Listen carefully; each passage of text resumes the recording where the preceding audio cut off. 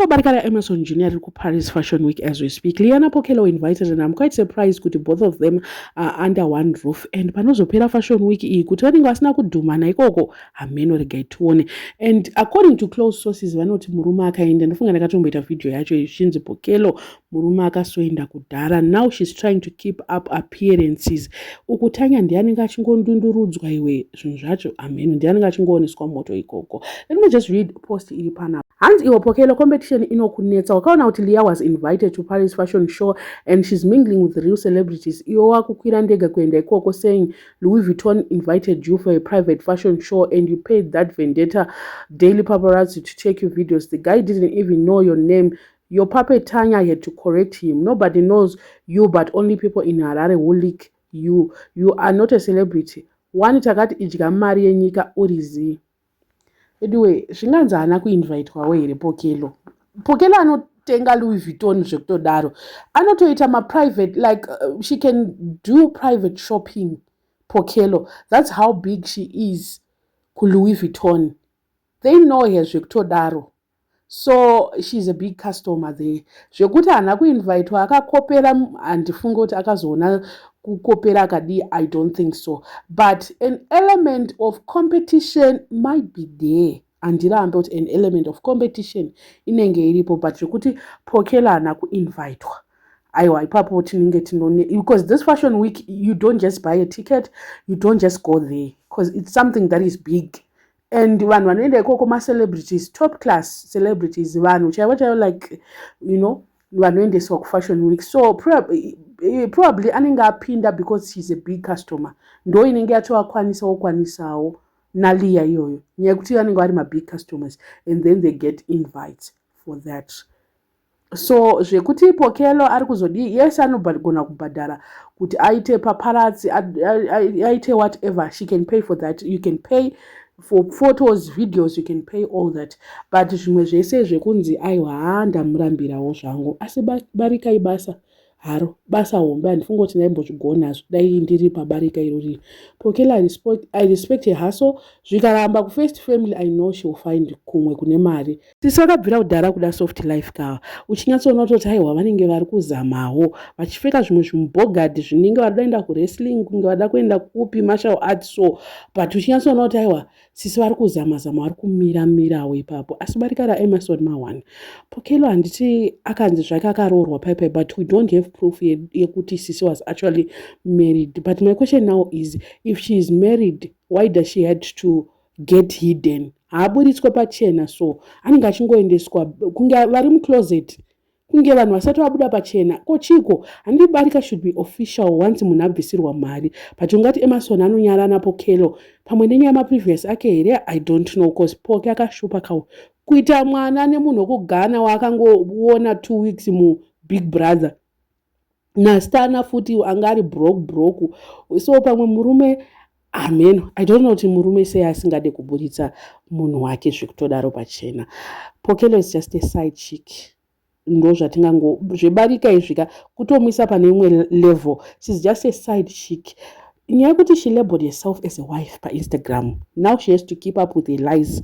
Ndo panenge pakutongonyepa kuti ipapo vanenge akushaya kuti odiko. But we cannot say munhu ari married iye achiwandiswa asingabude nemurume wacho iye obuda achiti wife. Maside chick ndo anoita izvozvo ndo unwa maside chick.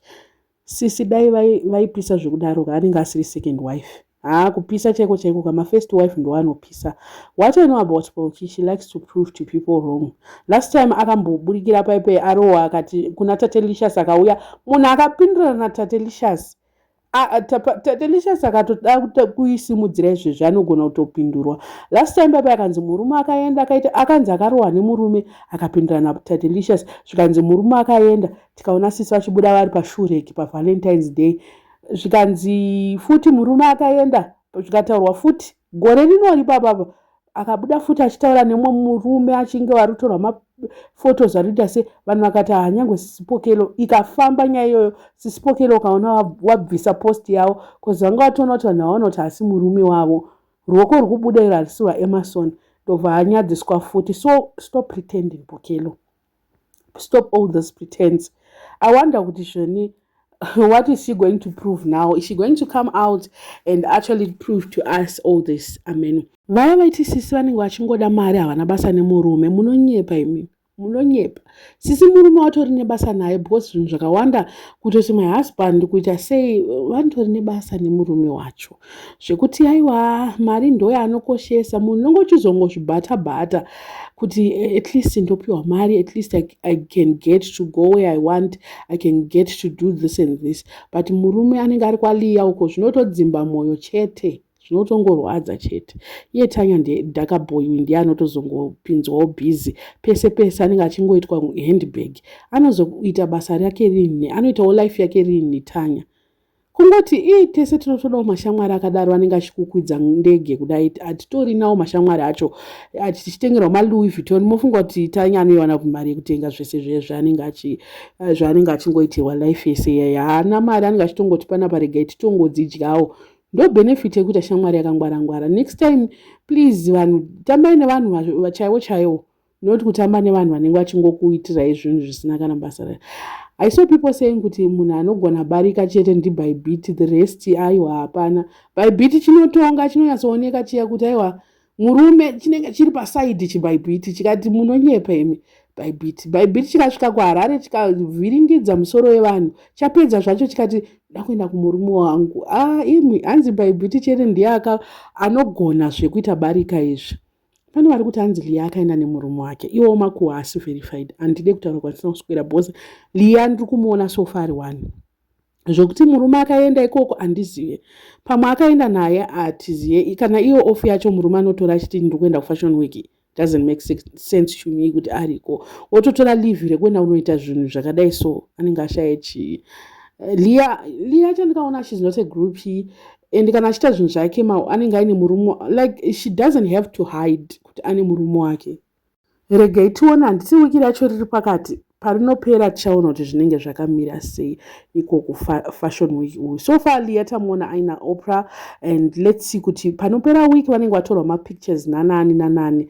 Poki vakatoita zvekutomanikidzira kuti Pharrell abude kumashure kwavo, so vachitoenda vachitoita zvekunyangira fashion inodzi Pharrell kuti abude pavidhio yavo. So I think kuti pamwe they don't want to mingle with other celebrities atiziye, but the Fashion Week is all about taking pictures and also showing showing fashion and also seeing. So amen, atione ameno zvinomira sei. Ngaangware saMadam Boss. Madam Boss vakasvika kwacho kwamunoti ava macelebrity of the celebrities, chingotorwa foto chete chitaira chienda kusvika ane 100 million photos. 2 years dzavaenda Madam Boss kuAmerica iyi, vari kungotorwa nedifferent people all the time. So I don't know what you guys think, but barika reEmmerson irika ma1 ndo zvandingangotara ma1. Hanzi sisi is keeping up appearances, but murume akaenda kudhara chaiko. Let me know in the comment section what are your thoughts. Panya was a subscriber, please make sure that you're subscribed, and see you in my next video.